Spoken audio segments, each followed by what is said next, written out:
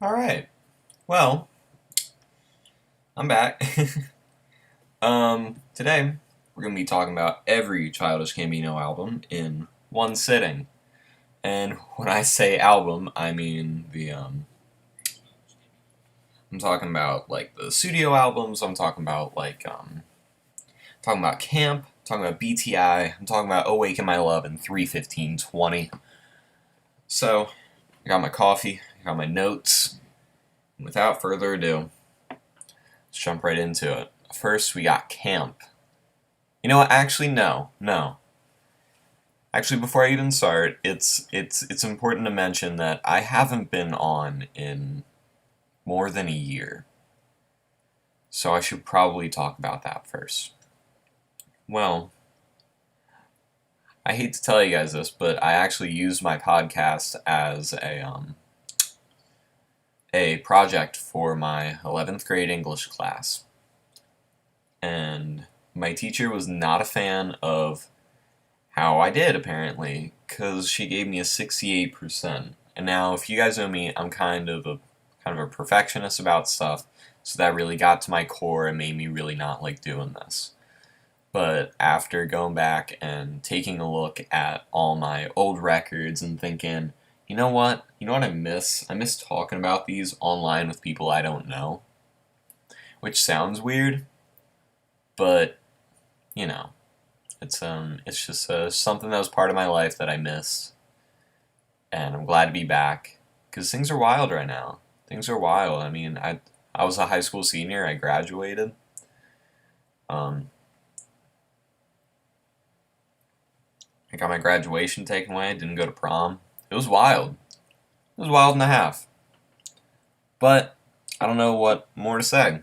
It's just been a while since I've been doing this. But um, we're just gonna jump right into it now. Sorry, I just had to put that out there. It's been so long since I've actually done a podcast that I felt like I should talk about it at least, just to put it out there that hey, I'm gonna acknowledge that I haven't been here in a while, so I may as well let y'all know what's going on. So anyway, without further ado, Childish Gambino full discography review in one sitting, baby. Sorry if I just maxed out my microphone there. I'm just very excited. Alright, gonna start with Camp. Camp is a very good album.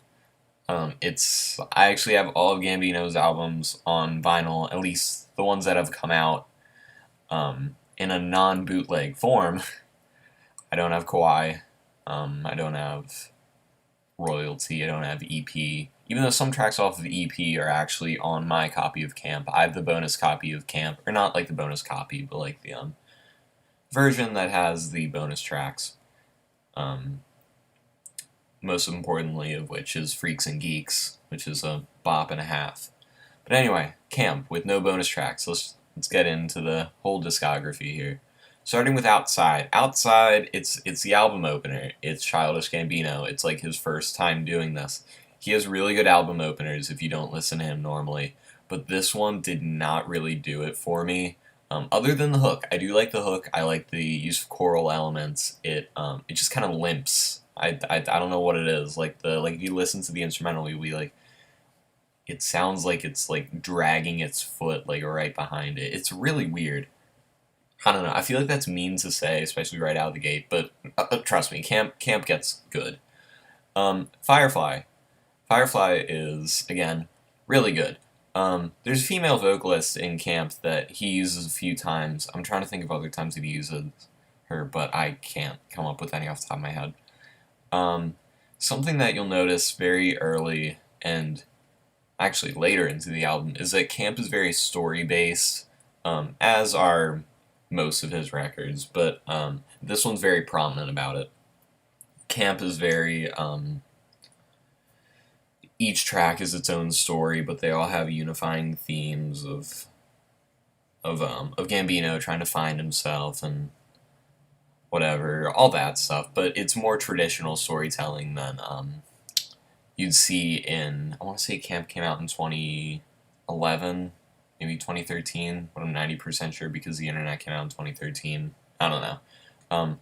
Whatever year it was, it just didn't fit into what other people were putting out that year, but it was still good. It's still good. Something that we have to talk about for Gambino, especially his earlier work, he uses a lot of questionable words, including homophobic slurs, which obviously I don't think that's okay. You shouldn't think that's okay. But, yeah, it's just something that you have to bring up. Like, it's there, but it's very early Gambino, and you'll see as he grows as an artist, he learns to take his unchecked rage and aggression as a young man and turn that into more of a way to just use it as an outlet, sort of, in his music, and instead of using words that may hurt people, he's like, maybe I should turn this into like an emotional, heart-wrenching / aggressive vibe in my song, and it's very interesting to see him grow as an artist, but we'll get there. Anyway, next up, Bonfire. I don't have much to say about this. You know Bonfire. I know Bonfire. Like, if you don't know Bonfire, go listen to Bonfire, and you'll be like, oh, I've heard this before, because everyone has heard this song. Like, I don't know what else to say. Like, I don't know. Like, it's like early Sweatpants. Like, Sweatpants and Bonfire are, like, the same song energy-wise. But, yeah, no, don't... Please, do not get me wrong. Bonfire is an amazing track, standalone by itself. But it is definitely showing of, some of the more, harder parts of Because the Internet. Anyway, All the Shine. That's the next track after Bonfire. It is the most 2010 song I've ever heard in my life. At least one by Gambino. Yeah, the lyrics can be dumb. There's this one line that I highlighted specifically that says, there's like a line about, it involves the girl he used to babysit, apparently, which I don't know if that's true or not, but I really don't want to get into that. So anyway, Childish Gambino is just, he knows how to make hooks, and that's very obvious in his early work, so, especially in camp. Okay, so Letter Home. Letter Home is the next one on camp here, and it's definitely neat to hear early crooning Gambino, I guess is what I'll call him. It's more of like an interlude. It's a little on the short side, if I remember correctly, but it's good. It's got that like orchestral thing, which he likes to use, especially in later songs in camp. But I don't know. It's just like an interlude. It's like yeah. Anyway, I was trying to make a Kanye joke in there about all of the lights, but I couldn't seem to fit it in there, so I'm just gonna move on. Heartbeat. Heartbeat is, it's just got like this grinding synth noise, and it just slaps. Like, everything about this song is good. It's not your typical Gambino storytelling, like, classic-ish rap on camp, which is what we're used to, especially on camp. But on this one, it's just, he throws that out the window for like this little, like, hard little rage sort of deal. It's good. It's really good, actually. Which leads me to the next one, Backpackers, which carries that vibe with it. This one's actually closer to Sweatpants than Bonfire, probably, just because Backpackers is the song that I would say defines older, more angry Gambino, for sure. He uses a growly little voice in certain points of it that I thought was really, really good, but he doesn't use it in, like, later stuff. It makes me a little sad, I'm not gonna lie, but it's good, and that doesn't mean he shouldn't use it anymore, but instead of doing the growls and stuff, he turns into more like, oh, let me do falsetto all the time, which I'm a huge fan of, so that's okay with me. Moving on to Less, or however you say that, this song is too long. I'm sorry. I love long songs, don't get me wrong, but it's just, I don't know. It's just something about this song. It's very long, it's very orchestral. Um, and again, there's even more storytelling based lyrics in the song, more than probably any other Gambino track, just because there's so much you have to fit into this time period that he gives for this song. It's like really long, so what else are you gonna do with that time? Hold You Down is the next one. It's kind of like Outside Part 2, in my opinion. It wasn't really my favorite, but I don't know. It was just I just can't get behind this one, so I'm not gonna stick with it. Kids, I have cried to this song. Um, it's really good. I like the little xylophone thing in the beginning. It's a very nostalgic song. I see it as what Firefly could have been if it was directed in a better direction, if that makes sense. So like Firefly, but like if it was better. So it moves on to You See Me. Um, again, older, harder Gambino yet again. He just loves to make those bangers, that guy. And I typically put Bonfire, You See Me, and Backpackers in the same kind of group, if that gives you any idea of how it sounds. Then Sunrise. Sunrise is like Heartbeat, but softer. And I feel bad that I'm going and saying like, oh, it's like this song, but this. But like, that's true. But I don't know. Sunrise. It's that late album like gem. I feel like it's not. I mean, honestly, Camp in general isn't that looked to as a great album. But it's if you sit through it in one sitting, it's good, and like you'll see how everything connects, and that he was trying to make something cohesive, and he does. He makes it cohesive enough to understand. But Sunrise is the hidden gem of the album. I'm gonna have to say, in terms of the softer songs, at least. Finally, closing it out, That Power. Personally, not my favorite Gambino closer, but he's got some really good closers. But anyway. There is a part at the very end that's entirely in spoken word, and it's gorgeous. I don't know why, but I love the instrumental that he put under it. It just sounds gorgeous, and it's just fun. It just sounds like a fun song at the very end. But everything before that, didn't really care for. It's okay. So, for all these albums, I wrote down a little overall thoughts. So my overall thoughts for Camp, a product of its time, the beginning of edgy hip-hop influenced pop culture between the dying of rock and the reprise of hip-hop into the pop scene. Storytelling is probably the best as the album goes on, which comes back later in the other albums in droves. Mixing was kind of weird at points, but not in an unlistenable way. Definitely an album that makes you want more of this work, but better. Which leads me on to Because the Internet. Because the Internet is literally one of my favorite albums of all time, other than Flower Boy by Tyler, the Creator. But you knew that. You knew that. If you know me, you know I love Tyler. Especially Flower Boy era Tyler. So, The Library. I don't have anything to say about this. It's a 4-second sound clip of books flipping. I couldn't care less. I don't know. Like, there's a screenplay that goes with the album. If you read it, it makes sense. But if you don't read the screenplay, it doesn't make sense. So I'll skip over it. So, one, Crawl. Crawl is, oh my, it is an album opener for the ages. It sounds good. The sampling is good. I love when Gambino uses human voices as an instrument. That is what you're supposed to do with sampling. For example, like in the song Mercy by Kanye West and a bunch of other dudes.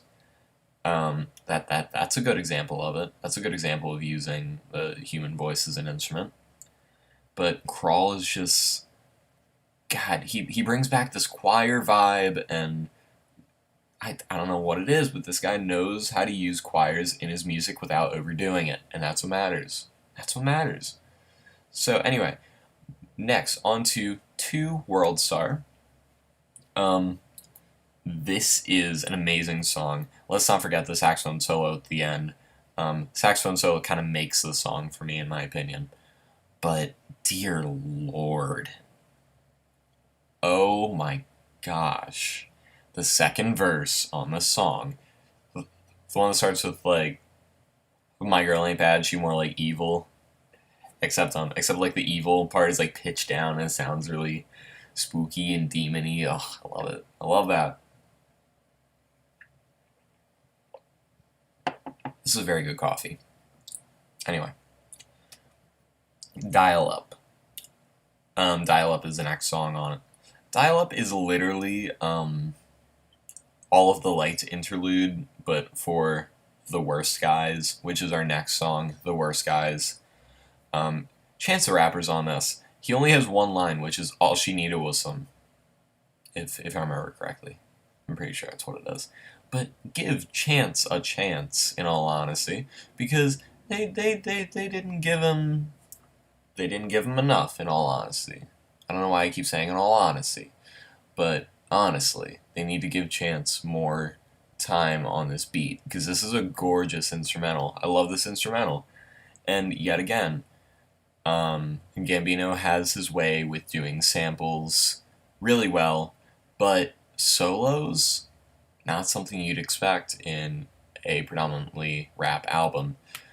There is a gorgeous, gorgeous guitar solo at the end of this song that I implore you go listen to if you don't know what I'm talking about. It is absolutely amazing. So, 2 Shadows. This is the one that stops in the middle, makes you think that your phone or your record player broke, which is what it did to me. But it's just, I mean, it's good. It's good in the first half. It's very poppy. Like, it feels almost out of place or wrong. It's just weird. I don't know. But the second half is good because it's a little more downplayed. It's got some really blown out drums. And it's really weird synth noise that I can't put my finger on, but it's just really cool sounding. I said in my notes that the record label probably asked for a pop song, and Gambino was like, "Oh, I'll give you a pop song at a cost," and that's what he gave him. So moving on to Telegraph Avenue, or Telegraph Ave, I don't know. Not a fan. Sorry. It's just we get it. You're singing, but you're also singing over like a song that already exists, I think. Like, it's just, I don't know. It just feels like it was shoved into the album. I know where it fits, like, in terms of story for the screenplay, where like he's leaving town, and yeah, it's good. It's nice that they put that in there for story, but like you have to read the screenplay to actually get why the song is in there, and I feel like that's something I shouldn't have to rely on. So I'm not a huge fan. Sorry. Moving on to Sweatpants. Watching haters wonder why Gambino got the game locked. Dear Lord. What can I say about Sweatpants that hasn't been said before? Sweatpants is an amazing song. Sweatpants is the Bonfire of Because of the Internet. People have turned it into a meme. It's got like the thing going on, you know, like it's great, like the onomatopoeia thing. It is quite literally a cultural touchstone. But jokes aside, memes aside, I love the instrumental on this. It's so minimalist. It gets the job done with as little as possible in the most gorgeous and least overplayed way. 3005. What can I say about 3005 that hasn't been said before? 3005 is a song that I printed out some of the lyrics and put it in a bottle that I wear, like, as a necklace. Like, 3005 means so much to me, and if it doesn't mean anything to you, then go have some life experiences until it does. Like, seriously. 3005 is one of the most, like, it is the, like, biggest takeaway of Because the Internet. Because this whole album feels so lonely, and it's like, oh, I don't have anyone. And then 3005 is like, yeah, maybe I do have people in my life, but what if I'm afraid to lose them? And it's like, oh, I get it now. But yeah, it's just, I bawled to this song. It's so emotionally sincere, and it's perfect. This is probably the first song that I'm able to say is perfect. And I'm not just saying that because it's the most popular. It truly deserves what it has, is what I'm getting at. Anyway, next one. Playing Around Before the Party Starts. This is another interlude, which, like, yeah, it's supposed to be an interlude, but, like, it's better than a skit. Like, for example, like, Kanye's School Spirit skits, like, yeah, whatever, but, like, putting a little interlude in there with, like, music in it, like, it gives you a little atmosphere, that's what matters. You gotta give them a little more than they're expecting right out of the gate, just to make your album better. The Party, which is the next song afterwards. This song is, like, pretty good. It's got a little falsetto Gambino, pre-Awaken My Love vibes, of course. But what I stuck around for was the verse at the end. It's fast, it's hard-hitting, it almost has a very close flow to Sweatpants if it was chopped up a little bit. Like, maybe, like, if you cut off the last half of every bar or something, but he still fits in the same amount of words. Like, it's wild. It's wild. It's just good. Anyway, No Exit. Thundercat's on this song, I'm pretty sure. And I love Thundercat. If you don't know me, I love Thundercat. But anyway, I'm pretty sure Thundercat is on the song. Thundercat aside, I wouldn't have liked the song at all if it didn't have Thundercat. Like, the man can sing. Like, let's just put that out there. Like, yeah, I know he almost primarily sings in falsetto, but that doesn't take away from the fact that this man can play bass like no other. Like, come on. Thundercat's just very, very talented. Yeah, but it's got this one part where, like, it's very low grinding noise, and I love Gambino's voice when it gets a little lower and and not like a whisper, just like, I don't know, it sounds good. It's like the opposite of a juxtaposition. It just melds together very well. Next, Death by Numbers. This is another interlude. I don't have anything to say about Death by Numbers. It's an interlude. What do you say about interludes that don't do anything for you, you know? Flight of the Navigator. This song is gorgeous. The vocal effects on here are probably what's going to draw you in and keep you, and that's exactly what it should be. That's probably what Gambino wanted from this song. There's like an acoustic little thing going on in the back, which sounds really cool. It's a very spacey, very atmospheric song. It's like, it's bigger on the inside than it is on the outside, you know what I mean? Zelda Stockholm. It's got that noise that I love. It's a very tense moment in the album, and also in the screenplay. If you read the screenplay, it's just a very, like, yeah, it sounds cool. Then it's like, oh, here, let me make you super anxious for like a solid 15 seconds. But then it comes out with this verse that reminds me of the one from The Party, and you just, it's good. It's good. I don't know what else to say other than it's good. He does use a sample of the lady on the internet who talks about having a whole bag of jelly beans, and I don't know why he felt the need to sample that, but okay, Gambino. It's a very diverse track, is what I'm getting at, though. It's got a lot going on. Earn. You could put the song on Awaken My Love and I wouldn't notice.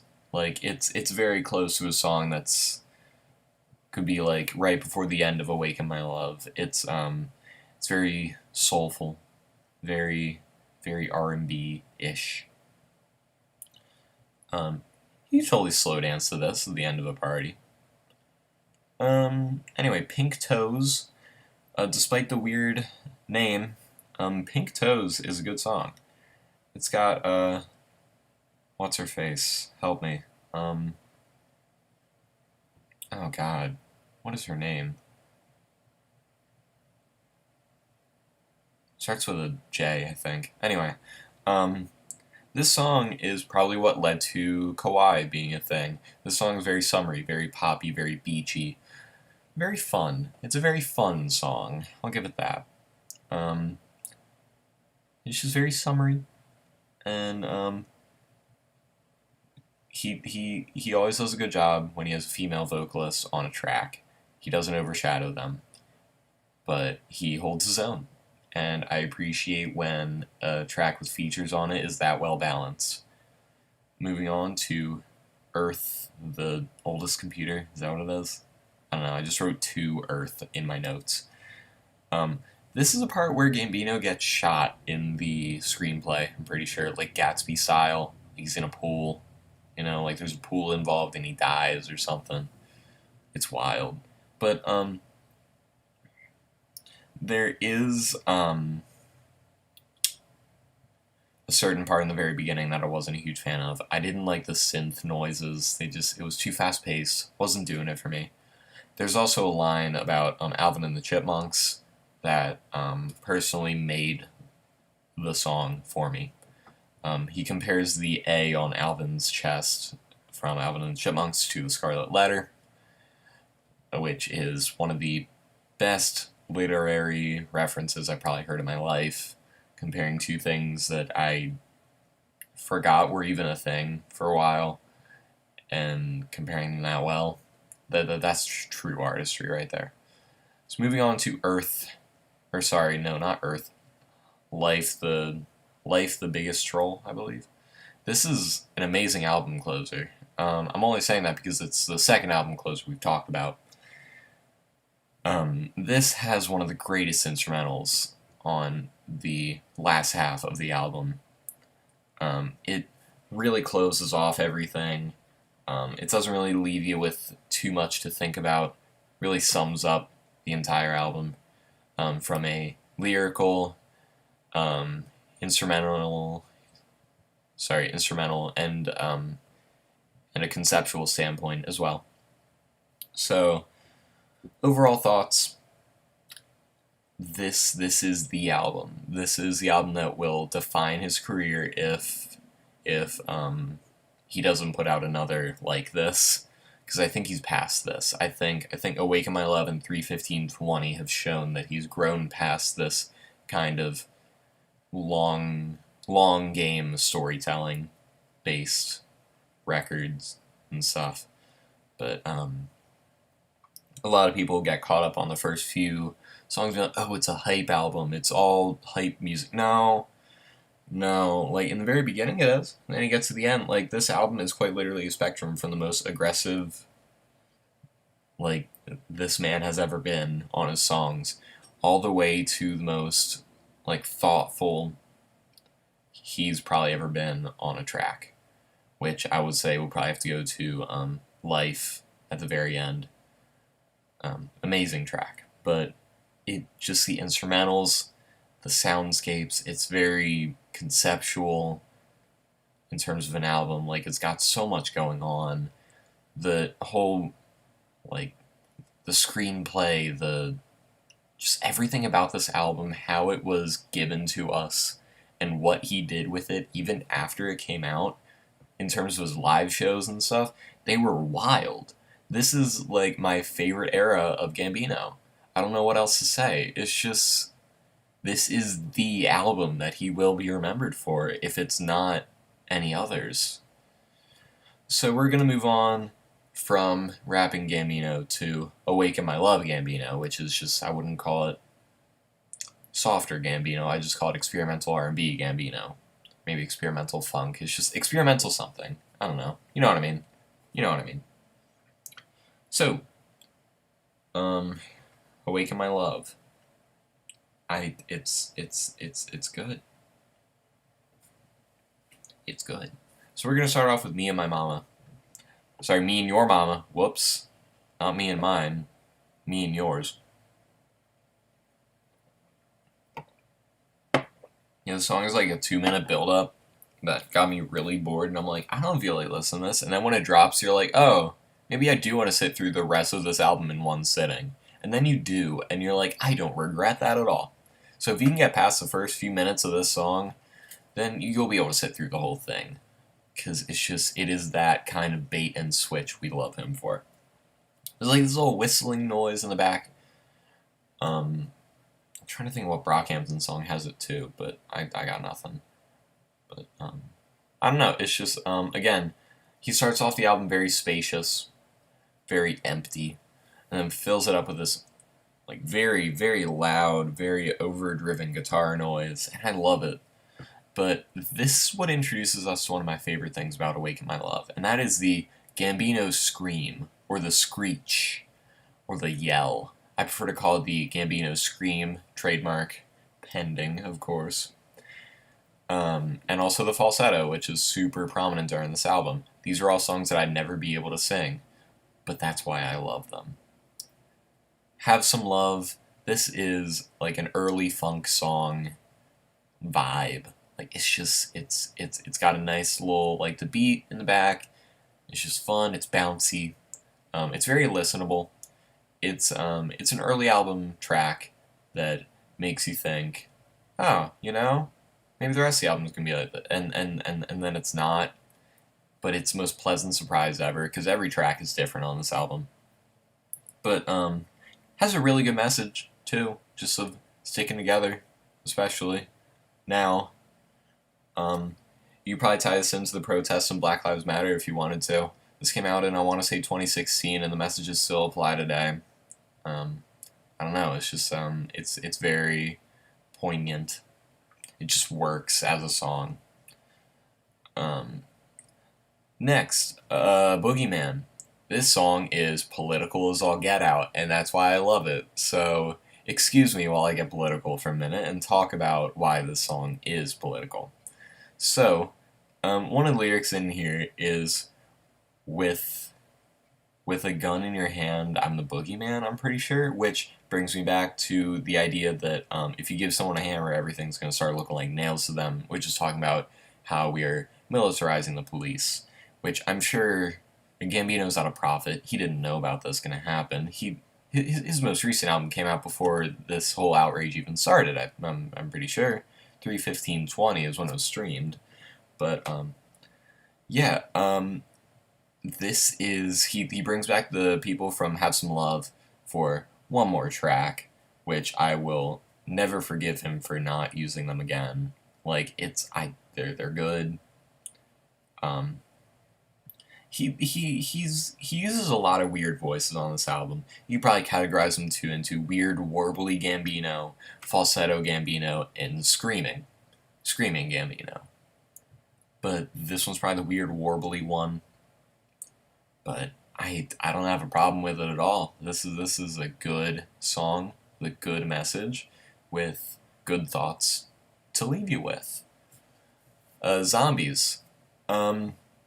This song is, again, I'm going to talk about hidden gems all day, and this is it.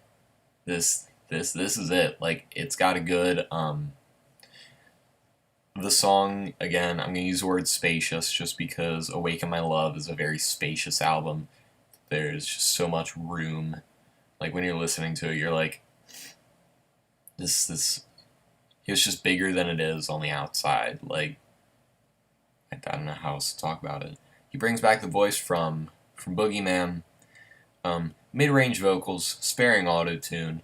It's probably the most stripped down you'll hear him on the album, other than maybe Terrified. But we'll get to Terrified. Riot. This is a good song. This is the turn-up song of the album, not to be confused with The Root Vegetable. I'm talking about Turn Space Up.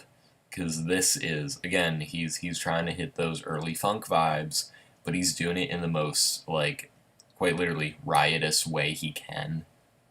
And it is, like, it's short. I wish it was longer. This is probably my, like, I wish this was longer. This is the song I wish was longer. Other than Redbone. I do wish Redbone was longer. I know. But Screaming Gambino's back in this one. I have all the love in the world for Screaming Gambino. You will learn that quickly. Redbone, the single, the one that made it out alive, quite literally, because all the other tracks were kind of pushed off to the side. Other than Terrified, I've seen some love for Terrified recently. I remember he did it on an award show once, but we'll get to Terrified. The bass line is just almost attractively simplistic. Like, it's one of those things where, like, oh, I could have come up with that, but you totally couldn't have come up with that, but in the best way possible, because it's gorgeous. Sorry. It's like, it gets jammy at the end. He's in falsetto for the entire song with a little bit of screaming, and I wish the song was longer, but I don't know what else he'd put in it. Like, it's just, like, every musical thought, every motif, every phrase is finished by the time the song is over, but I don't know how else you could add more, but I want more. There is a Redbone Part 2 sort of in 3:15:20, but it's not. It doesn't do it for me as much as the original. But anyway, California. This is the most polarizing song on the album. You either hate the song or you love it and you sing it to yourself at the worst times of the day, which is something I do for sure. Because I love this song. I know. A lot of people out there are probably saying, why do you love this song? No, it's amazing. You don't get it. You don't get why this song's amazing. They're bringing back the weird, warbly Gambino voice for the best part of the album. Right after you hear the super serious song, you're like, oh wow, that was rough. That was a jam. That was a deep cut right there. It's like, you want to move to California. Like, where did that come from? You know? But, like, it's funny. It's good. He makes Vine references at one point. Like, where can you go wrong with this song? But, anyway, Terrified. This is Zombies Part 2, in my opinion. The bass on this track, just in all the tracks on Awaken My Love, it's very prominent. He lets all the instruments sing out just as much as he does, and I love that, because he lets everyone have their own space to do what they want. The vocalist at the end really needs their own album by themselves if they don't already, because they're a great singer. They were on the award show with Gambino a while back, and they can sing. They can just sing, like, for so long. Like, their poor little lungs must be aching for air by the end of it, but, like, they did such a good job. I don't know. I don't know how they did it. Baby Boy. Falsetto for the entire song, of course. Whatever effect they're using on the guitar, I don't know what it is. I don't know what to classify it as, but I love it. Like, there's just so many, like, he plays around with effects for the whole album, almost. But it's just so much fun. Like, it doesn't get tiring, ever. Little more screeching from our guy. He lets everyone finish up their jam. I like how long the songs are on this track. Now, I know earlier, for example, like, songs like, Less, at the very beginning of the stream, I was not about it, because it's too long, not enough going on. But this one, it's long, but there's stuff going on, so I'm still interested. The Night Me and Your Mama Met, I could listen to this for hours. This song gets me choked up a little bit. The guitar solo was amazing. I don't know why there are consistent guitar solos on every album almost, but they're good. They're really good. He brings back a choir. Again, Gambino knows how to use choirs. I'll say it again. This song, actually, they use it as a bonus track, but they put vocals on it if you buy the vinyl version, or maybe just the physical version in general. I don't know if it's on the CD or not. But on my deluxe copy of Awaken My Love, you can hear this final live bonus track. It's really good. I don't know if it has a name. Just look up bonus track and you'll probably get it. Um, Stand Tall, this is the last song, and it's long, it's good, it's again, album closers. He knows what to do. It makes 6 minutes feel short. It makes 6 minutes feel like 2 minutes almost. It's just wild.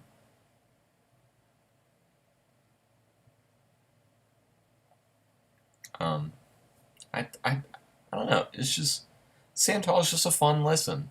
It's got almost every little musical idea that the rest of the album had, and I appreciate how he's able to tie everything back together so well. But this is nothing like anything Gambino's ever done.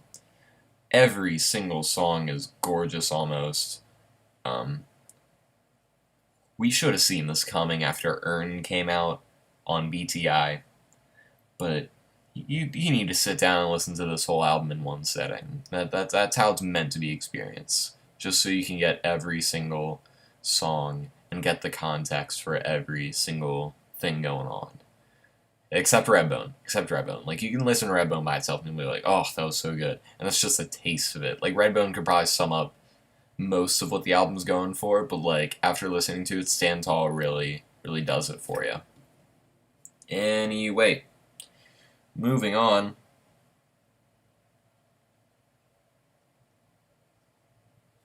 To 3:15:20. 3:15:20 is gorgeous. It's weird. It came out during quarantine 2 days after my last day of what I should have been at school. I was on vacation. But it is what it is.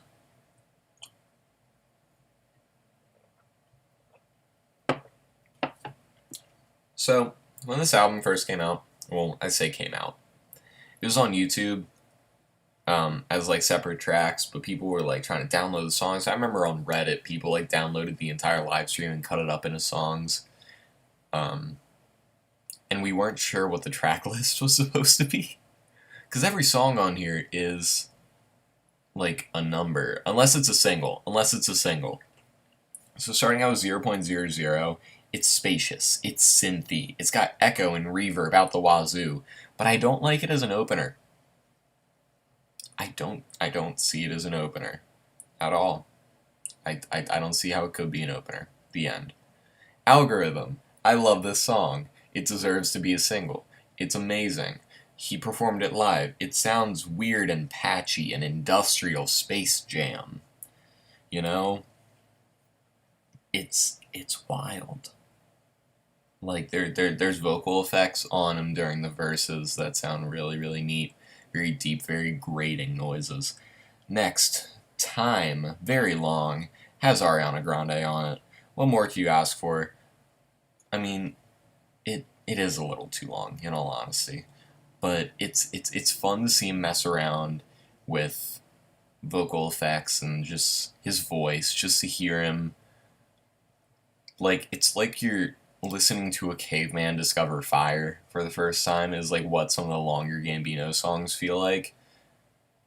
Just because he's messing around so much, but like in a good way. Like he's messing around, but in a way where he knows how to improvise, or not even improvise, just how to make a song long but interesting enough to keep you for the entire track. Next, 12:38. This is an even longer song, but I'll forgive this because it's got our favorite closeted Brit, 21 Savage. I did not expect 21 Savage to be on this at all. Like, yeah, I'm pretty sure he had like one or two lines in This Is America, but it was just saying, yeah, like twice in a row, I think, if I remember correctly. This song is, I'm not gonna lie, this song's kind of sexy. It kind of is. It's a good song. It's very, again, minimalist beats. They do everything for you. They do everything for you. But I don't know. Gambino still has some funny in him. Like there's a line about his lover's cat looking at him sideways that I will never forget for as long as I live. It stuck with me. I don't know why, but just the idea of someone's cat looking at you sideways is just such a good image. So thank you for that, Gambino. 1910. It's a fun song. Um, it's poppy, but it's kind of abrasive to the point where I couldn't see this as a single. Um, though again, he brings back that falsetto again. Like Gambino with a higher voice is where it's at. I'm telling you, that's what we need. That is what America needs right now. We need Childish Gambino to do falsetto for every public appearance. 2419. This is Redbone 2, a lot of people call it. It's long, it's jammy, it's fun to listen to. But a lot of people completely forgot about it as a track in terms of everything else on this album, just because it is much like P2 on Eternal Atake by Lil Uzi Vert, who I love, by the way. It's like EXO Tour Life Part 2. Like, I get it. It was like your biggest song. You don't need to hear it again. But if you're going to do something with it, at least make it a little cooler and longer and give it like a jamminess to it, which is what he was trying to do. But it's I don't know, the one thing that like redeems the song for me is like the little like it's like a little noise sounds like a coin hitting a table, or like a little, oh my gosh, it's like a little, how do I say it? It's like a little bling noise. I love it. I love it. It's great. It makes the song for me. 3222. This song is typically called Warlords on the subreddit for Childish Gambino. Um, it's imagine if the last half of Runaway by Kanye West was on crack, and that's what this sounds like. It's just vocal effects, warbling noises, I guess scatting. You could call it scatting, except with actual words at one point. But I can't tell what he's saying because the vocal effects are so deep on it. But again, you can't go wrong with Childish Gambino messing around over heavy bass noises like Heartbeat. I'm telling you, this man knows what he's doing. 3531. I hate this song. Is it supposed to be country? What is it? Like, it's just not doing it for me. Why were there animal noises? Like, I have so many problems with this song that I don't want to get into, so I'm not going to talk about it. Because I just don't see why it fits on the album. That's all. 3928. This song is a constant reminder that Human Sacrifice has not come out. We need Human Sacrifice to come out.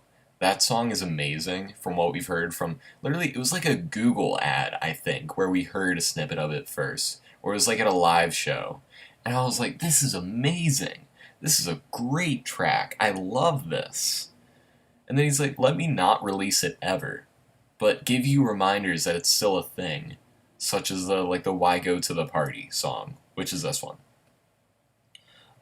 After one point in the song, it just sounds like he was singing random notes, and they're like, let's just add autotune to this to make it sound like it's meant to be like this. I don't know, it just felt very improvised.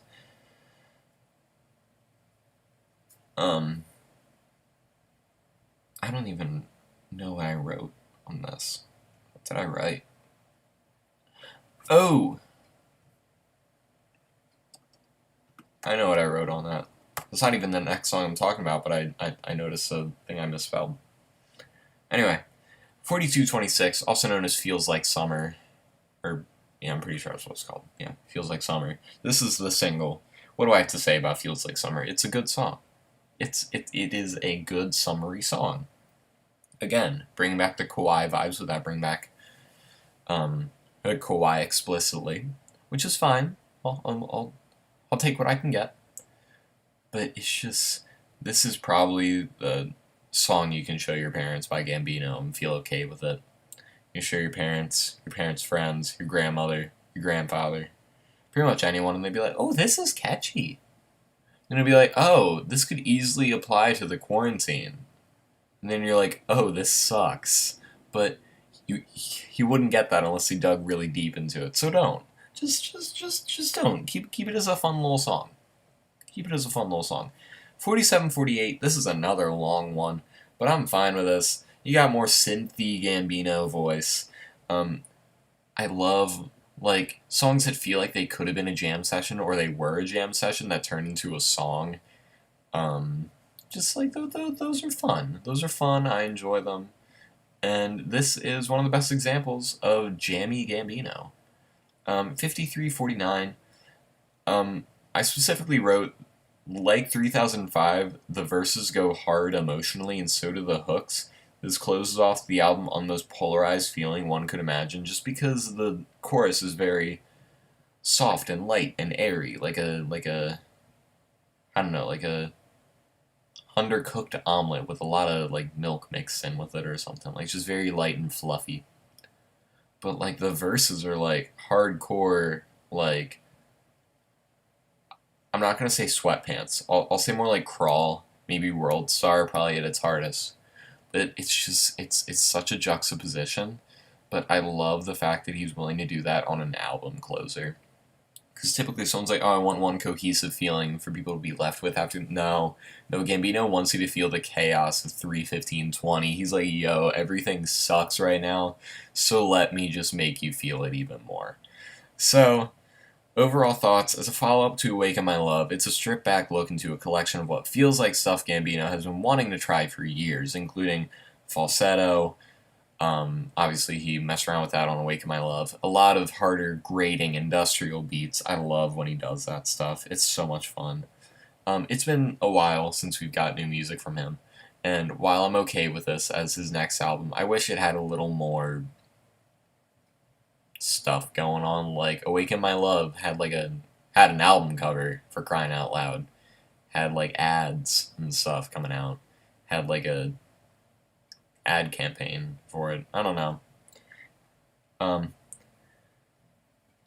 None of the songs, other than the singles, have track names, so you can really add your own meaning to every song. I feel like that's kind of neat. I feel like that's cool that he kind of left it kind of open ended.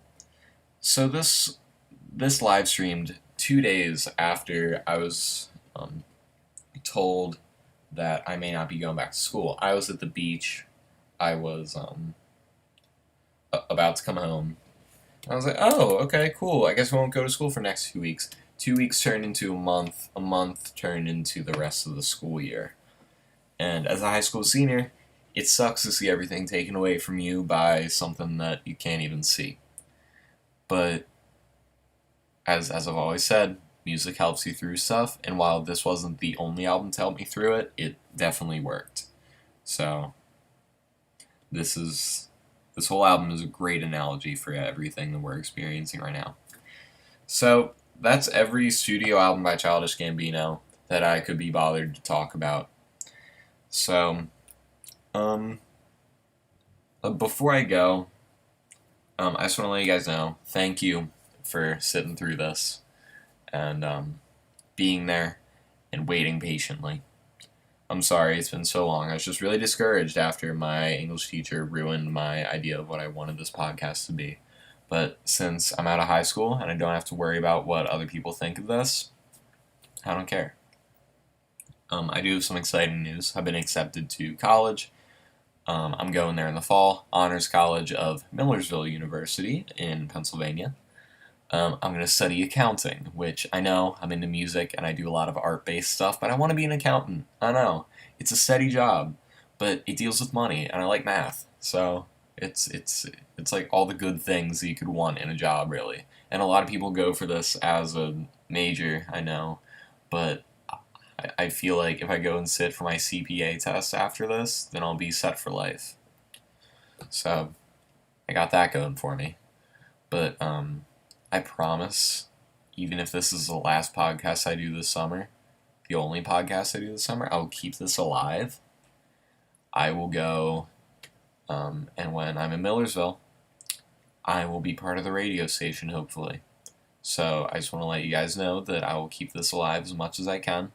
I'll let you guys know when I'll be airing my stuff. You'll be able to listen to it online. Like, I could ask my Google Home right now, my Google Home Hub or whatever the thing with the screen is called, I don't know, to listen to WIXQ, which is our call sign. But yeah, I'll let you guys know, and you can send me requests, and I'll talk, and it'll be like Vinyl the Show, but like live and on a radio station for other people to listen to. at like probably 1 a.m. in the morning because I don't know when I'll be able to get a time slot. But that's okay. That's okay. That's okay. Even if it's once a week. Even if it's once a week, I'll still do it. But, I don't know. I missed this. I missed talking in front of a microphone for an hour. It's therapeutic. It lets me get my thoughts out. Even if it's just about music, which is objective. Like, music sounds like it does. You can't change how music sounds, but you can change how you talk about it. It's subjective speech about something objective that already exists that you can't change. And I think that's neat that people can have different opinions on something so concrete. But the world sucks right now. I'll just put that out there. Um, Coronavirus is still hanging out around and stuff. In the grocery store that I work at, no one's wearing a mask anymore. I'm over it. Like, seriously, if Kanye can wear a mask for the entire Yeezus tour, you can wear one for the 30 minutes max you're in my store. I stole that from a meme, so don't please get mad at me. But, I thought that was a good analogy. But, I don't know. And all the protests going on right now, if you're out there protesting, just please be safe. And I love you guys. Thank you for listening. As always, it's been a pleasure. Wear a mask. Wash your hands. Wear a mask, wash your hands, Black Lives Matter. And, stay happy. Keep care of yourself. Just as long as you do that, alright? Thank you guys for listening. I'm probably gonna go listen to these albums again. Alright. See ya.